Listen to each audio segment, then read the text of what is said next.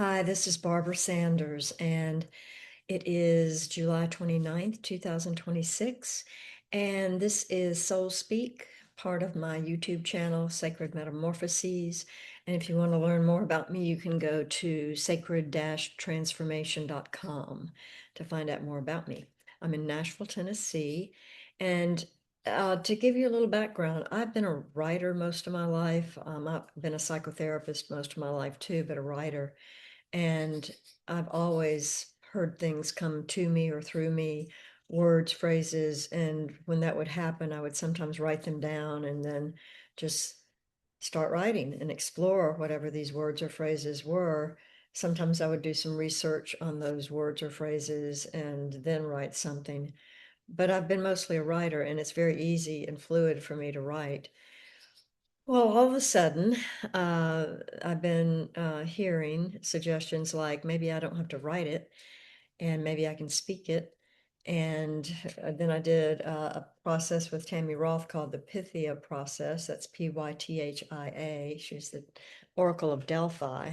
And it's a meditative process where back in time, in that old time, she would be in a church of some sort and open her legs as she sat down and smelled the vapors coming out of a cracked or broken rock. And she would start talking in words, gibberish. She maybe sang, she maybe used sounds that we don't know about. And I know some people who do that kind of thing. In fact, my father, who was an Episcopalian priest in the Deep South in the 1960s, 70s, and onwards, um, I remember when he started, I think I was a teenager, it might have been in Mobile, Alabama. He was going to some groups where people were speaking in tongues. And at the time, I thought that was funny and interesting, but didn't think much about it, but he was intrigued. So maybe the Oracle of Delphi, Pythia, spoke in tongues also. And as we know here in Tennessee, there's snake handlers and all sorts of types of religions. I'm not bound to nor committed to any one religion myself. I grew up as an Episcopalian child and have dabbled in all sorts of Eastern and Western religions and theological frameworks, and have only probably in the last 10, 15 years come into my own beliefs about my spirituality and growing and exploring my spirituality in ways that don't really require or need labels. So all that's a prelude to saying that I heard this phrase yesterday, I think, and then I heard it again today. So I'm going to try to just speak about it. And gibberish may come out. I doubt it. I'm pretty much a wordsmith. But I have thought about writing about it in the last day since I heard the phrase. And I thought, yeah, I could do that. And that would be fun because I love to write. I just go into a space, just stuff comes out of me and it's great. But I kept saying to myself, no, let's do something different with this. Let's see if I can just sort of breathe in those vapors from the broken rocks underneath my building and contact spirit spirit for myself. Excuse me. Spirit, which I think of as all around us, everywhere, all the time. And we can tap into it or get accessibility to it. And I also think of connecting to Mother Earth, and I'm losing my voice, it's funny. Connecting to Mother Earth through all sorts of channels and root systems and minerals and crystals and meditations guided by people like David Clements and some other people I know very well who connect us not only with the cosmos and the galactic spaces above us, around us, in us, and then with our hearts, and then connecting that to Mother Earth and her core. So I won't go into that meditation too much right now, but I will try to clear my voice a little bit. So I should speak prayers or ask for blessings from whatever spirit guides there are out there, gods, goddesses, angels, resources, spiritual resources, to help me speak through this because there's some allergy stuff going on. But on the other hand, that's not really what I want to pray for. I want to uh, dive into this phrase and see what it means to me and share that with you if it comes out somewhat okay. So here I go. The phrase is eternal. Now I'm forgetting it. Eternal. That is so funny. Oh, I know what it is. Eternal emptiness. Eternal emptiness. And right away, I thought, well, I could go look up Buddhist and Hinduist and Taoist kinds of philosophies and find there's some meaning to emptiness in those types of religions and theoretical frameworks. But I didn't do that. I've done oracle cards for years, and I've come up with the void and emptiness sometimes when I pick cards like that. But I really got intrigued with this eternal emptiness today. And as I did a meditation this morning, I didn't hear words. All I could feel was this like heaviness, but not bad heaviness. It felt like rootedness to Mother Earth, groundedness, centeredness, and just a relaxation and relief. Like if there's really eternal emptiness, if that's something I can access or touch upon, that feeling I got felt so delicious. I would say it felt like peace to me, whatever that is. And I've only in the last several years done enough energy healing, and I'm still doing energy healing in all sorts of ways, alternative practices and other ways to help this body of mine at 73 notice that it can feel peaceful. I think that much of my life I ran on adrenaline, and I was very competent and very high functioning and got everything done and took care of other people and was a psychotherapist and ran my own business and all that other stuff. And I did it, I think, rather well, though I had no idea at the expense, or not even expense to me, the cost to me, but the expense to my body by running on this adrenaline charge. Which I think was a coping skill or defense of mine. Certainly had fears and anxieties about scarcity and all the conditioning I've been through in this patriarchy, which is not just about men, but capitalism and needing to make money and wanting to feel secure and safe in all sorts of ways, relationally, emotionally, spiritually, and financially. All that can rev one up.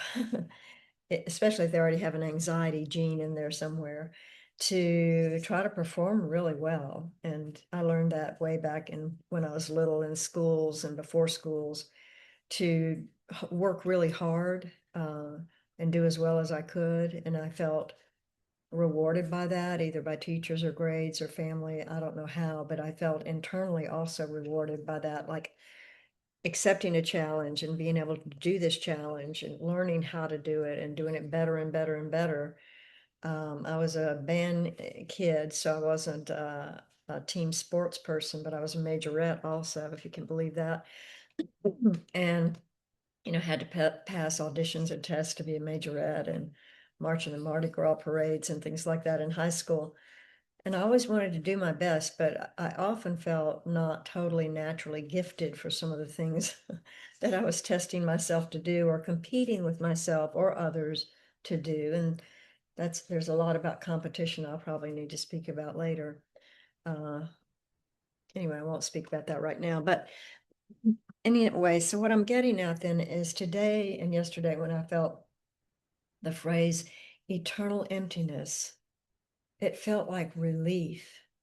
Like if I'm empty, I don't have to carry anything for anybody else. I don't have to feel overloaded in my shoulders or my head, stressed, feeling pressure. Eternal emptiness to me means always and everywhere and all the time, which as a human being, I don't really know about very well because I know human being lives or time limited, but I've also done so many explorations into other theologies and goddess stuff and just all kinds of theologies that I can say that I do believe energy is eternal. Uh, Not that when we die, we are still ourselves and we go to some other place like a heaven, hell, or purgatory. Not like that, but that there's energy and that energy might exist, continue to exist from lives before this life that I'm in now, lives after this life, reincarnation, all that always sort of appealed to me, probably as a comfort, but not heaven and hell and purgatory. Those never really were my background nor my current thinking about how people get separated at death or that people who kill themselves don't go to the same place or same energy spaces that the rest of us go. I grew up in a what we called a low church, Episcopal church, which was not highly Anglican. And I grew up in Mississippi in the Deep South in the 1960s. And so civil rights and social action were always a part of my family's life and has been a part of mine. So I wanted to be the best human being I could be, which meant sometimes taking on too many commitments, which meant working too hard. But I didn't know it was working too hard. I just knew it was good to make money, and I felt safer and secure or more secure when I knew my bank account looked okay. Um, so eternal emptiness, back to that. The relief, the heaviness that is, again, not a bad heaviness, but a grounded and centeredness. The relief of like shaking my shoulders and letting go of whatever the worries are of the day. I have been someone you could call a worry wart or someone worried about the world, worried about my family, worried about friends, anxious about what's going to happen to this crazy economy and this administration in the United States at this point. And I've learned ways to cushion myself from some of that because that is very traumatizing to anybody who has some extra sensitivity to them, to listen to all the news channels or read even. And I read a lot of the news, but it's traumatizing. And we could go downhill down that slippery slope so fast. And I have many friends and colleagues and clients who have gone through that, and I did too in the past. We can live a really terrible hell on earth if we don't protect ourselves in some ways and really focus on what feeds us, what nurtures us and nourishes us, rather than all the, I would say, crap and corruption and chaos and trouble and danger and violence in this world. If I only focus on those things, I can feel pretty awful. And not to deny them or avoid them or not acknowledge them, but to say, yes, they're there and I'll do my part in whatever I can do to change them. I've been a big social activist in the past, or I called it sacred activism too at one point. But there's so much I can do as one human being. I can join groups and communities of people who at grassroots are changing the world. And I like that idea.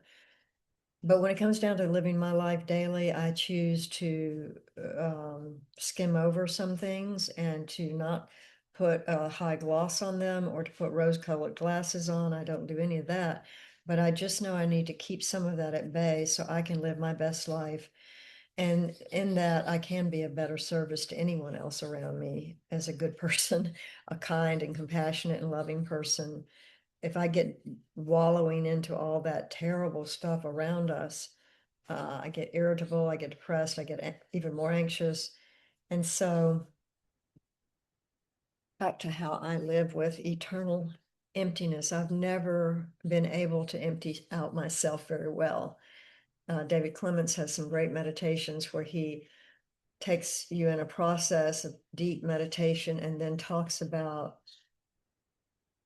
other beings, other spiritual resources that are available to us, almost lifting off these templates we have, lifting off this conditioning that we have to respond and react to the worlds we've grown up in, which is for protection and safety and security. We react in certain ways that hopefully defend ourselves and help us live and survive in the world.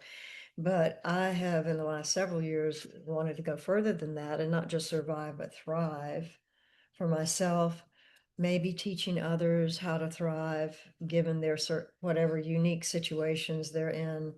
I still do work with some clients, and I find great satisfaction in whatever I learn, passing that on somehow in my whole repertoire of skills and personality and style to help others find ways that they can be more satisfied in life, less distressed in life, and more comfortable inside their bodies, and even feel and experience joy and ecstasy and bliss at times. And I need to turn off my ringer on my phone. I was waiting for something and now it's off. Let me start a new chapter, just 1 second. So let me go further with eternal emptiness. Empty to me doesn't feel like hollowed out, scraped out, that any violence has occurred. Emptiness does not feel like that to me. Emptiness feels like going into Mother Earth under the dark, rich, fertile soil and be in the dark.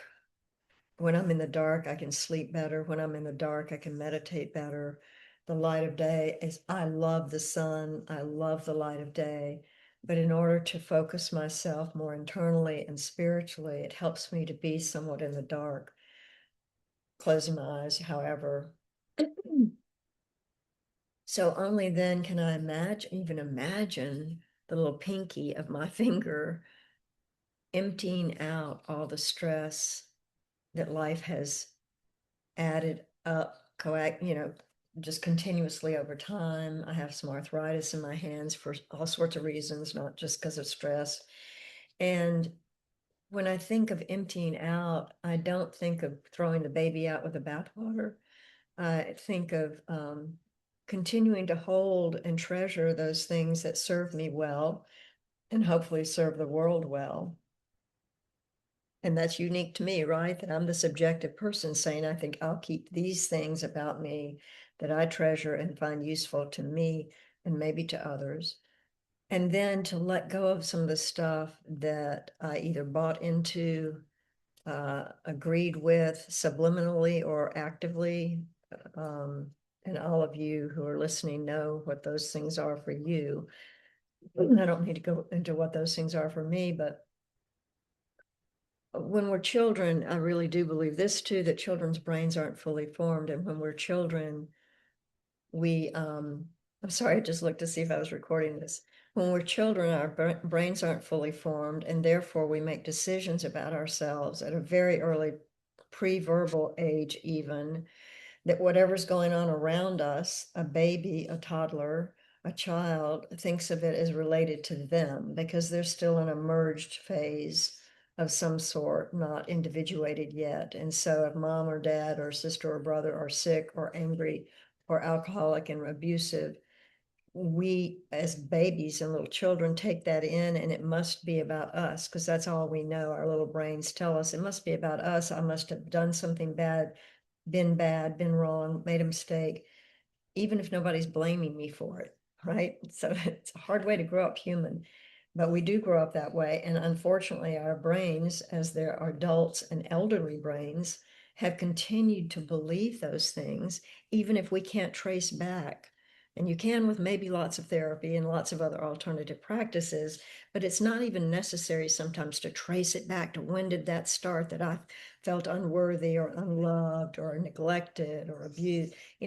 We could trace it back and find out and analyze everything, or we can just know that's how we feel and how we have experienced life, and that we're still buying into some of those traditions, messages, subliminal, mixed or not, and beliefs that others had around us or that our little tiny baby brains had, that we are not worthy or deserving of goodness in the world. Lots of people have that. Lots of people have other ones that they find as a core belief. I'm not good enough. I'm not smart enough. I'm not pretty enough. I'm not tiny enough or big enough. I'm not powerful enough. all those things, we're not educated enough. I mean, there's always someone better, and that gets into competition too, which again, I'll talk about later. But when I go into eternal emptiness, I'm holding my hands out. When I think of that phrase, it's just delicious to me because I feel like if I can be more emptied out, I can let go of some of those old, rigid, some very solid, rigid beliefs about myself and other people, because the beliefs about myself I have projected onto other people quite well, involuntarily, unconsciously, so that this person who drives me crazy, there are some reasons for that about that person, but it's a lot of reasons about me and my history biologically and evolutionarily and in all sorts of ways. But if I'm more emptied out and not as attached, and I think that's what the Buddhist or Hinduist really wanted to talk about is not being attached, so strongly attached that that's all you know. Like if we're so strongly attached to our families of origin in this life, it's really hard to let go.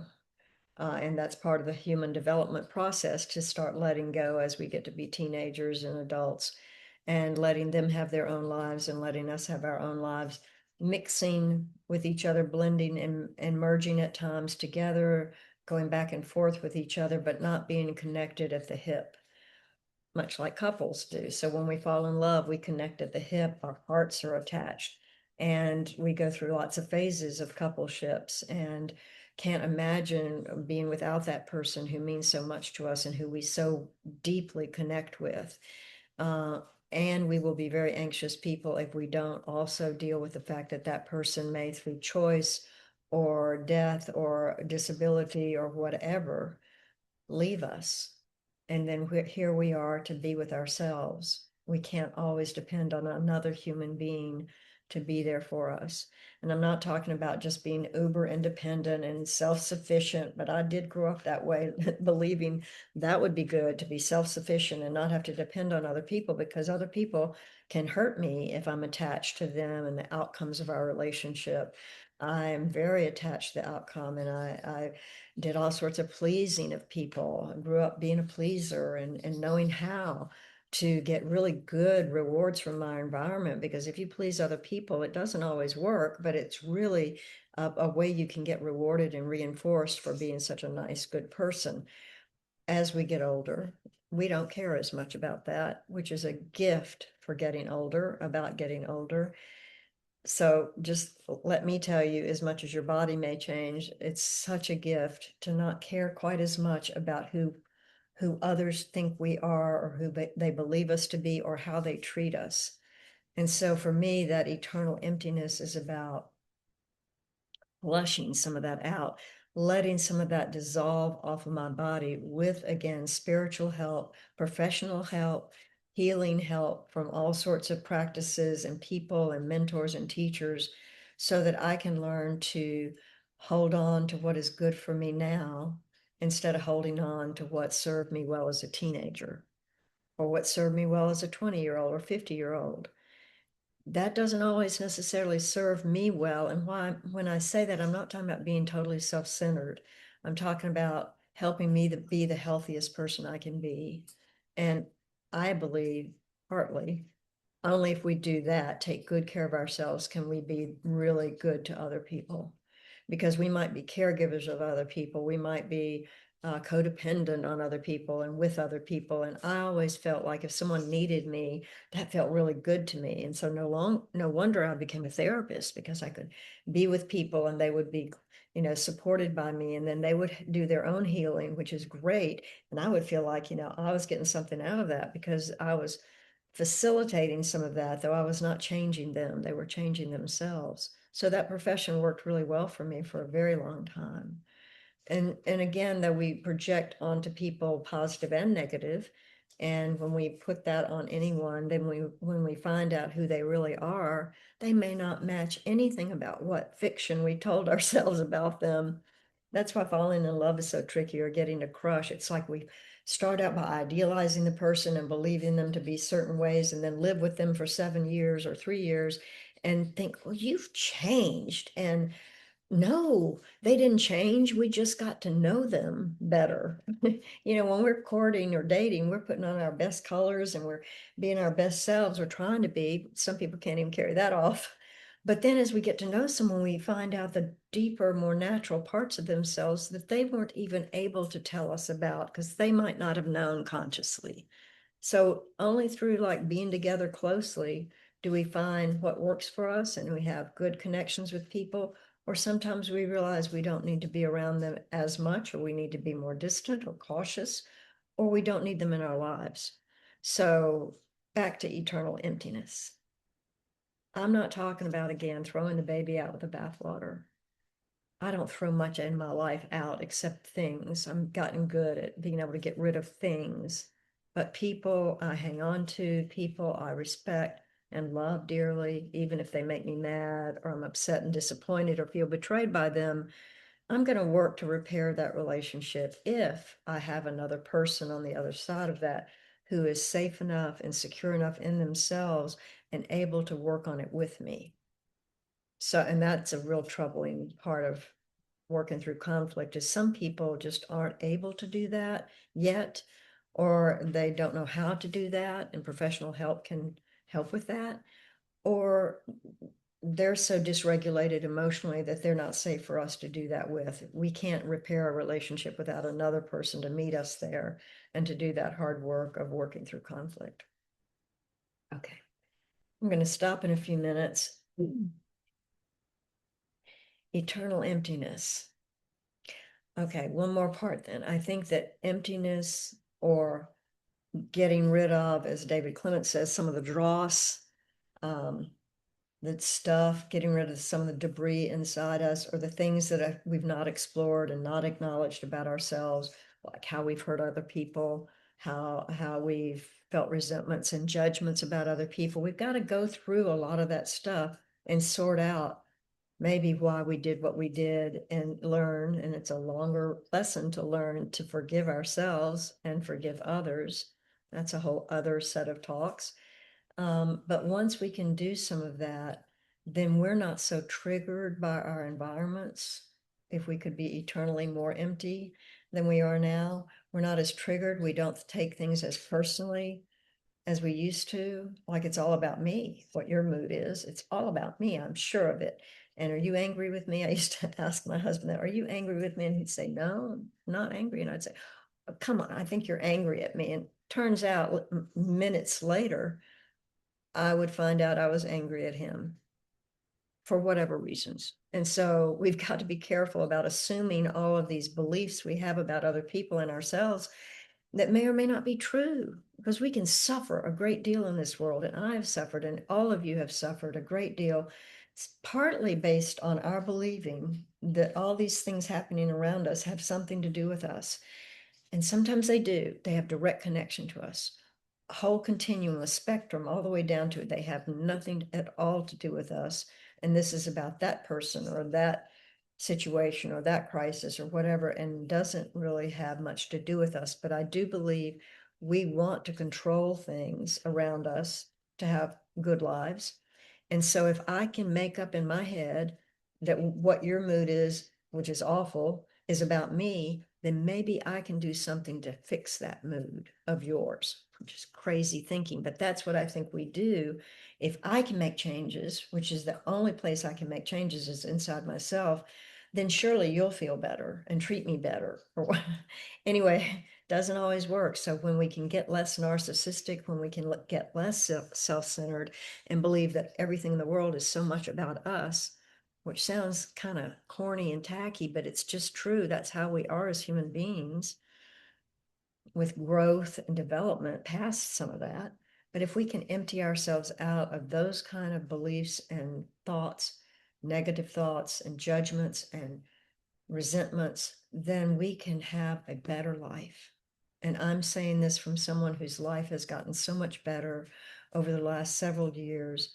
And there are all sorts of reasons for that. There's 1,000 variables that go into that. And I can't teach any one person to, if you'll just do that, here's the recipe. If you'll follow this recipe, these 10 steps, you'll feel better too.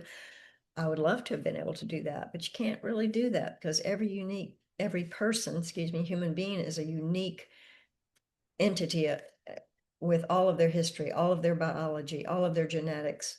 And nobody can really just write a self-help book, or they can, and they sell well. But to tell someone else what's going to work for them, that's why I enjoyed being a therapist, is because in therapy, with deep therapy and long-term therapy, we could dive into some of that stuff and explore that person's misunderstandings, understandings, beliefs, strengths and weaknesses, to find them help them find ways, excuse me, to live more gently in the world, more softly, and not take it all in as if it's all about them, and find better ways to live and to love and to be good and kind and compassionate to other people. So when I think about eternal emptiness, that's one stage, I think, in the process.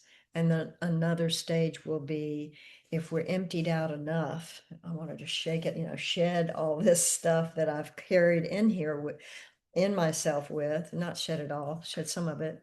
Then there might be empty space, which is maybe like Mother Earth, fertile ground to grow and accept new birth, new life, new lifestyles, new people, new ways of living, new beliefs and feelings that we may never have let ourselves have. Because I think if we're so stuffed up with all of our tragedies and traumas, and have to rigidly hold ourselves together to not get dysregulated, it's really tough to allow the universe, spirit, Mother Earth, whatever you believe as your theology, and all the energies around us, they can't even get in if we don't have an open heart, open pores, open chakras, if you believe in chakras, and a relaxation and restfulness to be able to accept and then to receive from the world, from the universe, from galactic space, from astrology, from other people, from other living beings, like my dog over there who is sleeping and I love her to death. I would be lost without her. So we're all still human beings. We all get attached, detached, get attached. It's not that all of that is wrong or bad, because it's not. It's who we are as mortal human beings. And so give ourselves a break too, to say, I'm just human. That's how I'm made. I am not Jesus. I am not a god or goddess who has maybe no flaws, but is able to be supremely accepted and loved and forgiven. Um, that's part of our business, is how we forgive ourselves. And we'll talk about that more. I'm sure there's more to eternal emptiness, and I might talk about it again, but that's my first set of reactions to that phrase. And I appreciate your listening to this spoken word, soul speak, I'm calling it, because I'm hopeful that some of it will resonate with you, some of it you may identify with, and some of it may throw out because it doesn't pertain to you at all, and that's fine.